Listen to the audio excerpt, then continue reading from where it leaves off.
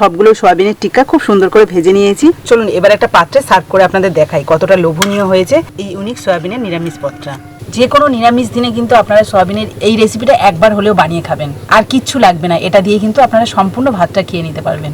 নমস্কার বন্ধুরা, আমি সাবিত্রী। বন্ধুরা, আজকে আমার রান্নাঘরে চলে এলাম একটা নিরামিষ পদ শেয়ার করতে। তার জন্য কিছুটা সয়াবিন নিয়ে এসেছি, আর সয়াবিন দিয়ে কিন্তু একদম ইউনিক ধরনের একটা রেসিপি বানাবো। বেশ অনেকদিন হয়ে গেল আপনাদের সাথে নিরামিষ পদ শেয়ার করা হয়নি। আপনারা অনেকেই আছেন নিরামিষ খান এবং নিরামিষ পদ দেখতে ভীষণ পছন্দ করেন, তাদের জন্য বিশেষত আজকের এই রেসিপিটা। অবশ্যই সঙ্গে থাকবেন আর সম্পূর্ণ ভিডিওটা দেখার পর আপনারাও সহজে বাড়িতে বানিয়ে নিতে পারবেন এই ইউনিক সয়াবিনের রেসিপিটা। প্রথমে কিন্তু আমি গ্যাসটা ধরিয়ে একটা কড়াই বসিয়ে দিলাম। কড়াইতে দিয়ে দিচ্ছি অল্প জল। এবার এই জলের মধ্যে দিয়ে দেবো 50 থেকে 75 গ্রাম মতো সয়াবিন, আর এটাকে সিদ্ধ করে নেবো এই জলের মধ্যে। 1 মিনিট মতো জলের মধ্যে সয়াবিনগুলো ফুটিয়ে নিয়েছি।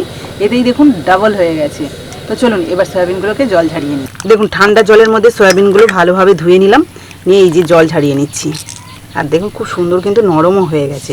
সরাসরি মিক্সি জারের মধ্যে নিয়ে নিচ্ছি, ভালোভাবে মিক্সি করে নেব। সয়াবিনটাকে এইভাবে পেস্ট করে একটা বড় জারের মধ্যে নিয়ে নিচ্ছি।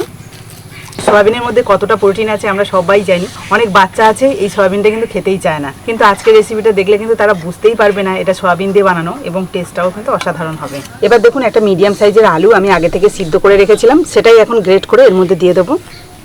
আপনারা ম্যাশ করেও দিতে পারেন। আচ্ছা, এখানে যে আমি গ্রেট করে আলু দিয়েছি, আপনারা চাইলে কিন্তু পনিরও দিতে পারেন, এক্ষেত্রে কিন্তু আরও পুষ্টিকর এবং আরও টেস্টি হবে। এবার দিয়ে দিচ্ছি ক্রাশ করা বাদাম, মানে একটু টুকরো টুকরো করে নিয়েছি। এই দেখুন হামানদিস্তাতে গুঁড়ো করে নিয়েছি। তো এটা দিলেও স্বাদটা দারুণ আসবে। আমি 2 চামচ মতো দিয়ে দিচ্ছি, আন্দাজ মতো নুন দিয়ে দিচ্ছি, গ্রেট করা আদা, 1/2 চামচ হলুদ গুঁড়ো, 1/2 চামচ দিয়ে দিচ্ছি লঙ্কার গুঁড়ো, অল্প একটু চিনি। একটু মিষ্টি মিষ্টি থাকলে কিন্তু বেশ ভালো লাগে, যেহেতু এটা নিরামিষ তরকারি। জিরে, ধনে, মৌরি আর শুকনো লঙ্কা একসাথে ভাজা ছিল, সেটাই এখন 1/2 চামচ মতো দিয়ে দিলাম। আমার হাতের কাছে একটু ম্যাগি মশলা ছিল, সেটাও দিচ্ছি। এবার বাইন্ডিংটা যাতে ভালো আসে তার জন্য কিন্তু আমি দিয়ে দিচ্ছি 2 চামচ মতো বেসন, কিন্তু খুব বেশি নয়, কিন্তু এই যে ছোট চামচের 2 চামচ বেসন। সবশেষে 1 চামচ মতো সর্ষের তেল। ব্যাস সমস্ত কিছু এবার ভালো করে মিশিয়ে নেব।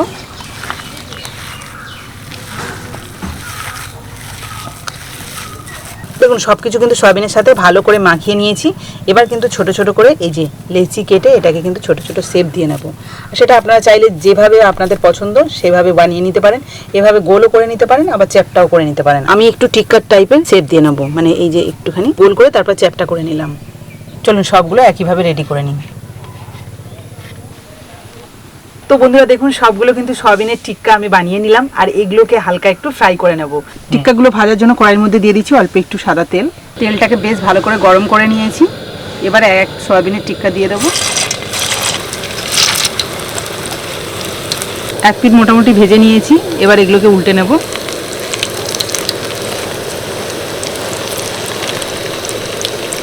প্রত্যেকটাই দেখুন খুব সুন্দর করে ভেজে নিলাম। এবার এগুলোকে তুলে নেব। কালারটাও দেখুন কতটা সুন্দর হয়েছে। দেখুন সবগুলো সয়াবিনের টিক্কা খুব সুন্দর করে ভেজে নিয়েছি।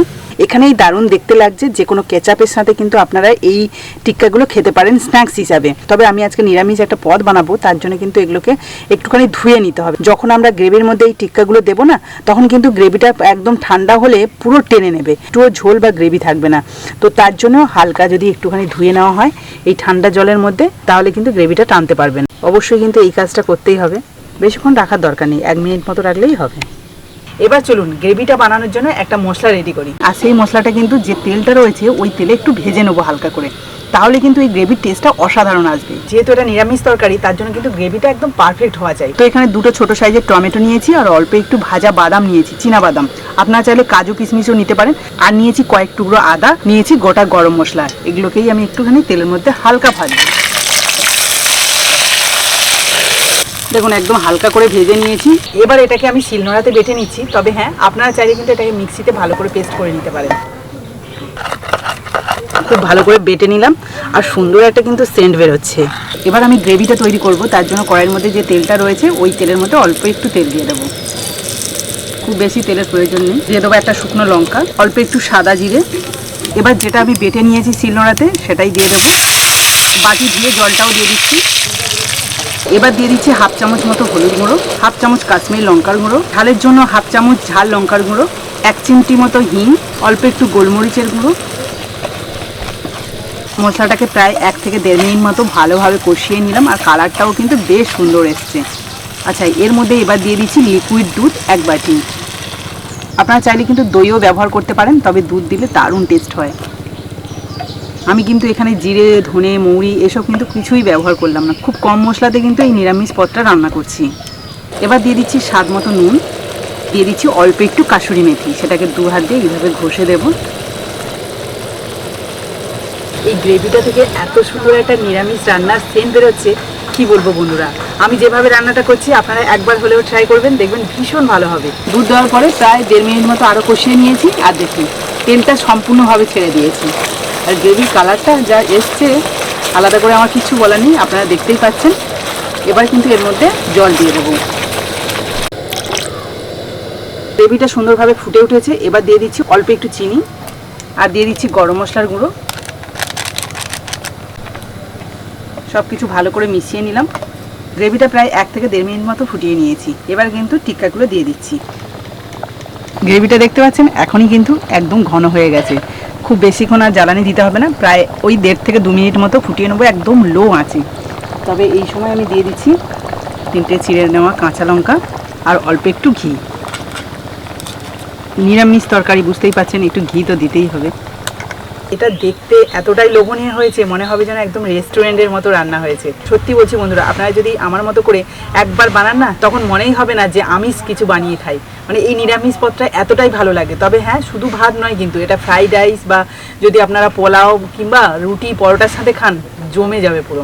রান্নাটা অলমোস্ট রেডি হয়ে গেছে। চলুন এবার একটা পাত্রে সার্ভ করে আপনাদের দেখাই কতটা লোভনীয় হয়েছে এই ইউনিক সয়াবিনের নিরামিষ পদটা। যে কোনো নিরামিষ দিনে কিন্তু আপনারা সয়াবিনের এই রেসিপিটা একবার হলেও বানিয়ে খাবেন, আর কিচ্ছু লাগবে না, এটা দিয়ে কিন্তু আপনারা সম্পূর্ণ ভাতটা খেয়ে নিতে পারবেন। আজকে যেহেতু অনেকদিন পর আমি একটা নিরামিষ পদ বানিয়েছি, এটা কিন্তু আমি খেয়ে আপনাদের বলবো না এর স্বাদটা কেমন হয়েছে, তবে এই স্বাদটা জানার জন্য অবশ্যই কিন্তু আপনাদের রেসিপিটা বানাতে হবে বাড়িতে। আর আজকে যে রান্নাটা করেছি, এটা কিন্তু আমাদের বাড়িতে যে মিস্ত্রি দাদারা কাজ করছে ওনাদের দেবো। তো আজকের এই রেসিপিটা যদি আপনাদের ভালো লাগে, তাহলে প্লিজ একটা লাইক করে বন্ধুদের সাথে শেয়ার করবেন। আর যারা আমার নতুন বন্ধু আছেন, তারা যদি ইউটিউব থেকে দেখে থাকেন, তাহলে প্লিজ চ্যানেলটাকে সাবস্ক্রাইব করে রাখবেন। আর যারা ফেসবুক থেকে দেখছেন, তারা ফেসবুক পেজটাকে ফলো করে দেবেন, তাহলে এইরকম নতুন নতুন ভিডিও প্রতিদিনই দেখতে পাবেন। তো চলুন আজকের মতো বিদায় নিচ্ছি, পরের দিন আসবো আবার একটা নতুন ভিডিও নিয়ে। ততক্ষণ ভালো থাকবেন, সুস্থ থাকবেন।